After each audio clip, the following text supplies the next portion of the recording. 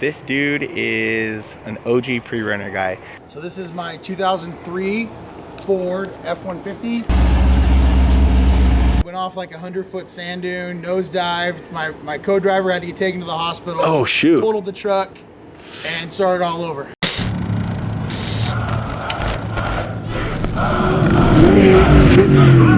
Oh dude, I'm the worst in front of the camera, right everybody?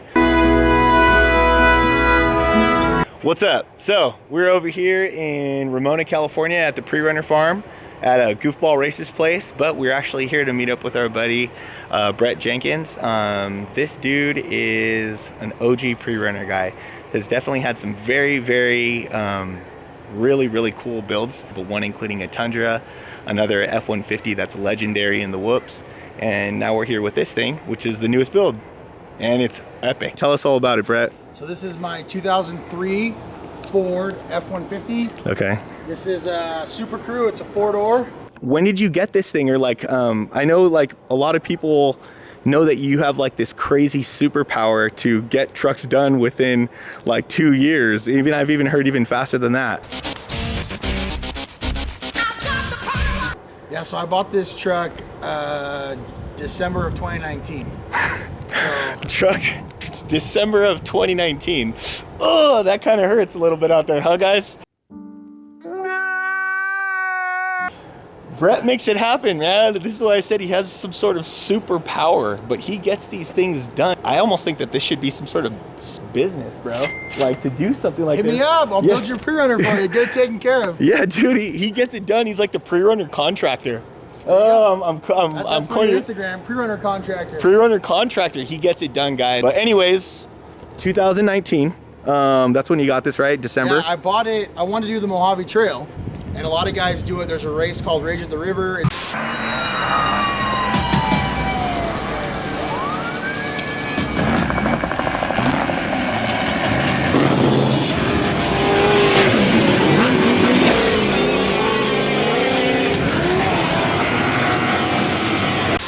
And I didn't want to do it in my current truck, and so 4 days before Rage of the River, I bought this. Awesome. And James will post a picture of what it looked like then, but it was a completely different truck. Right. So who originally built this truck? So this thing's kind of been all over the place. The owner of Off-Road Warehouse had it built at Outlaw Off-Road originally, and then over the years it got cut up probably 8 or 9 years ago and was then rebuilt at H&M in Temecula. Okay, right on.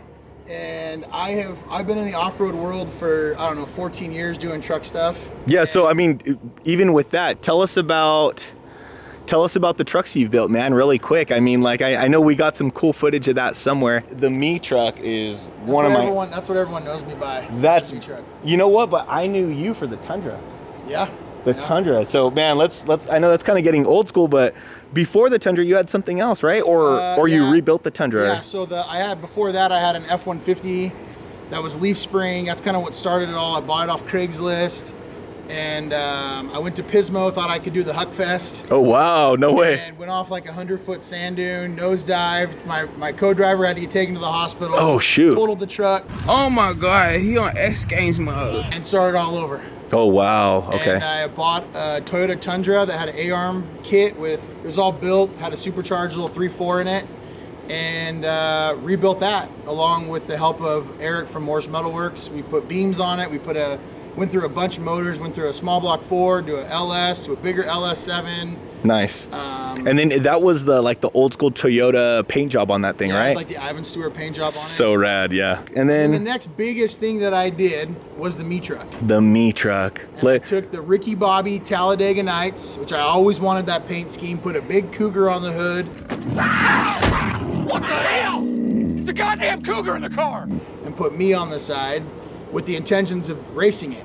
Right. And before I ever raced it, I made it a pre-runner and it went viral on the internet. Yeah, it has millions and millions and millions of views. From around me, you wasn't with me in the trenches. I see through the lies. They don't care about me. They tried to berate me and make me the villain. Oh, what does it matter? We love that truck, man. I'm not gonna lie. It was kind of hard for you to let that thing go. It was hard. It was hard for us in the community. So I can only imagine, when Bret sold it. But how did it work so well? What's the legend behind it soaking up everything? I mean, it looked like you guys can drink hot tea and have soup in there while going over 4-foot whoops, you know? Like, how was it so smooth, man? Luck. I mean, Jimmy Whitesole, who built the original chassis, was a maestro and was really good at getting the geometry and the suspension right. And the truck weighed a lot, like over 7,000 pounds. Oh, wow. Which was heavy for an off-road truck. And then that with the big King shocks they had on it. And then Roy at ODR did some twisting and turning of some tubes and the shock tuning master. And that's what it turned out to be, was what went viral. Yeah, dude. And again, let's go check those whoops out again right now. This guy gets things done. He puts together trucks that are amazing, and he just like makes it happen, which is pretty cool. So let's check this truck out with him, and let's see what it's all about. This has an H&M kit. Okay. That is essentially somewhere between their bolt-on Class 8 kit and their bolt-on street legal race kit, somewhere in the middle. It's got the bigger uniballs, 1.5-inch uniballs, with the billet upper arm. It utilizes the stock pivot points. Okay, upper and lower. Okay. And that's cool. Yeah, so you literally, the suspension actually just bolts right into the stock pivot location. Yeah, so H&M offers that. And I mean, this is a very strong kit, man. I mean, and I know Jerry made this kit very famous too, right? Yep. Yeah, we've done some pretty amazing things in the old jug. I think we got to cut to that now too. There's a lot of action in this episode. Shout out to Jerry and the jug, man. Yep. From wheeling that thing in Plaster City to mega hucks to winning races, smoking Class 1s and trophy trucks with the bolt-on H&M kit. Pretty rad. So here's the kit right here. So you're running the bump stop. 2.0 Fox bump stop, 2.0 2.5. Okay. It has a 2.5 coilover Fox and then a 3.0 3-tube bypass. Right on. And then you chose Fox. You pretty happy with Fox? Yeah, that's what it came with. Okay. And for a pre-runner, the Fox is great because there's minimal to no clicking. Okay. And if you've been in any off-road truck, you know how loud and obnoxious the big shocks are. The bypasses could be, and the clicking and so it literally sounds like an old school typewriter when you guys are inside that thing. It's like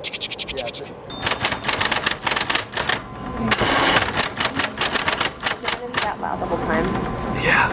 Okay. It's obnoxious. Yeah, it could get loud, so the Foxes are quieter. The Foxes are way quieter. I did not know that. Awesome. So you got the Howe steering up here too? Yeah, so it's got a Howe power steering box. Okay. Howe RAM.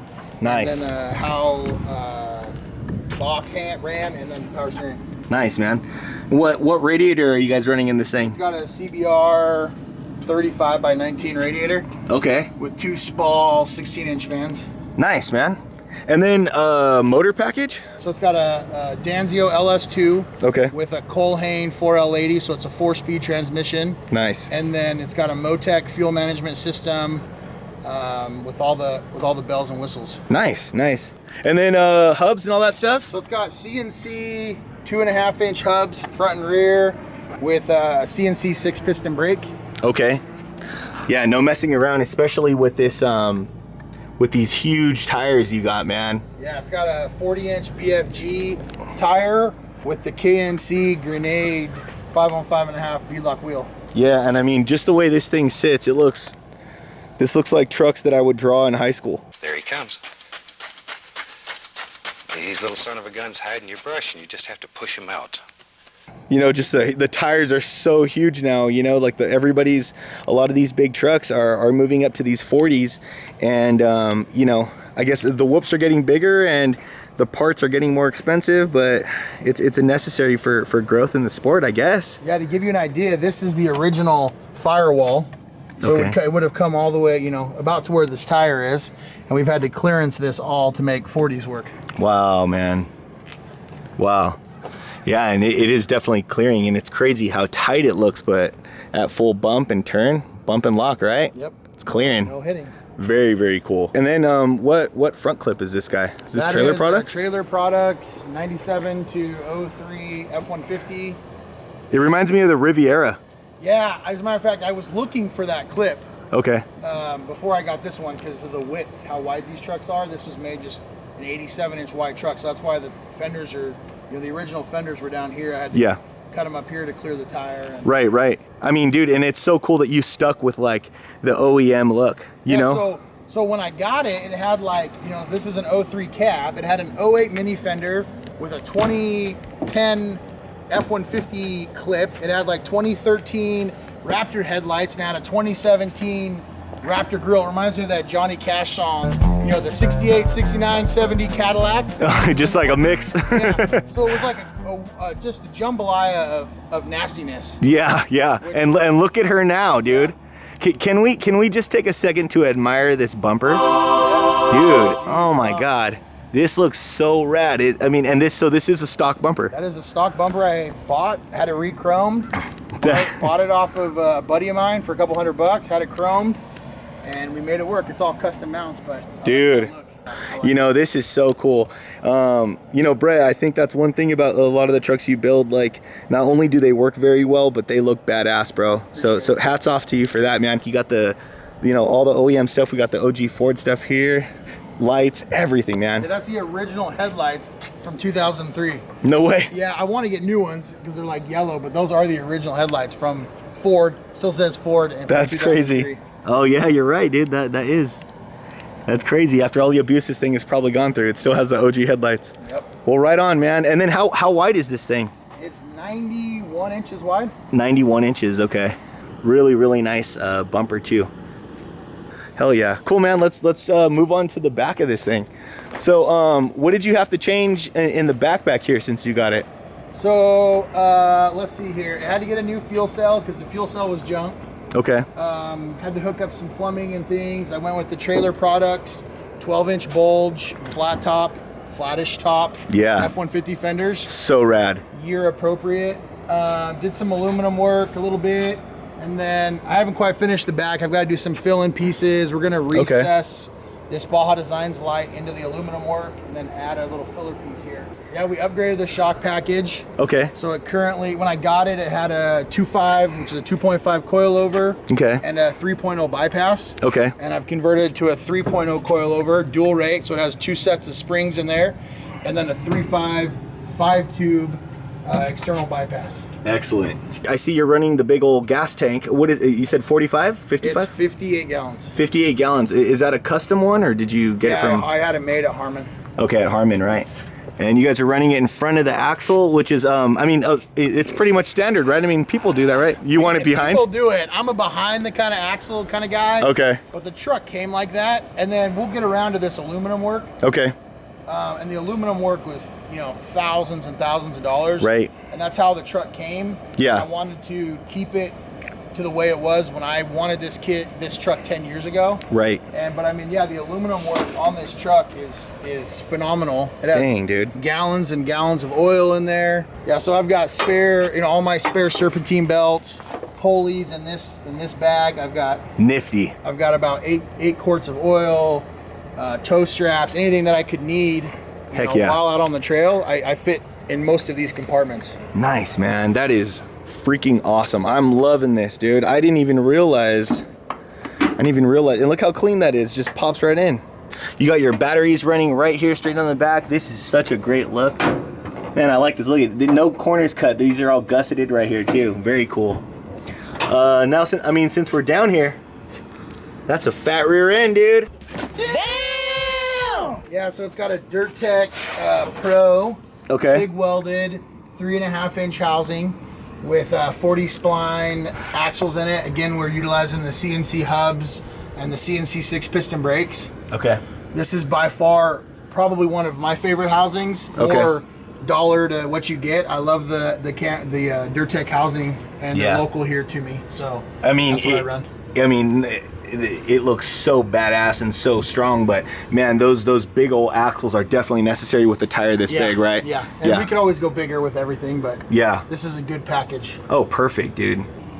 So I didn't get to ask you what type of wheel travel numbers are you pulling back here? So utilizing this kit in the front, I'm kind of limited utilizing the stock pivot points. Okay. So the front of this truck only has about 18, 19 inches of travel. Okay. And then the rear, because it's a 4-door, and the shocks are outside of the cab. Right, and so, because some people mount them inside. Yeah. But you don't want to do that with the kids and the family and. Yeah, so you have to move the shocks further back on the trailing arm. Okay. So you lose some of that travel. So this in the rear has probably somewhere around 25, 26 inches. I don't remember exactly what I measured. That's a lot of travel still, yeah, man. I mean, yeah, dude. I mean, this is an amazing pre-runner. It's super clean, super functional.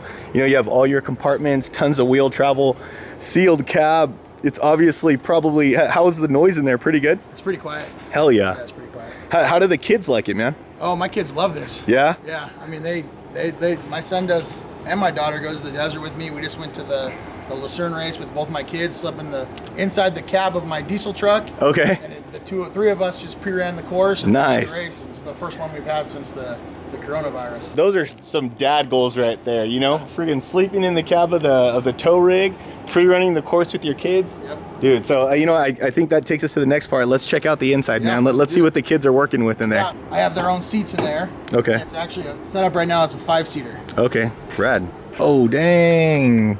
So my kids These are awesome, man. Yeah, dude, this is perfect. What is this for, like a 7-year-old, 8-year-old? Yeah, I have a 3-year-old and a 5-year-old. Oh, perfect, dude. That is awesome, man.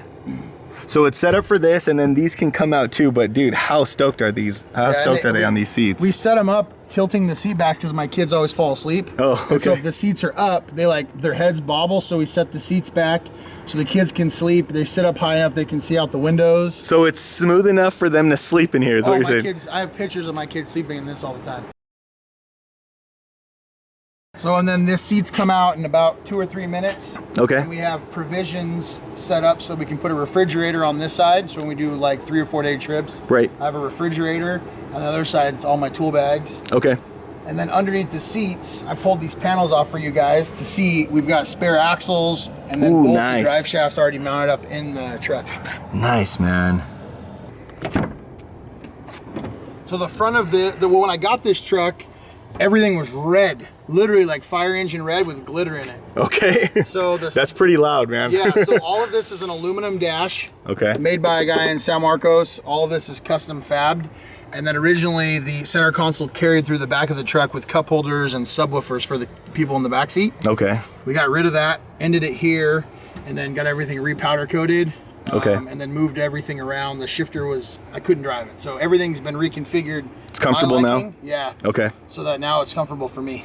Heck yeah, man. And then this headliner looks amazing. This is suede, right? So this is all suede. It's like a charcoal suede.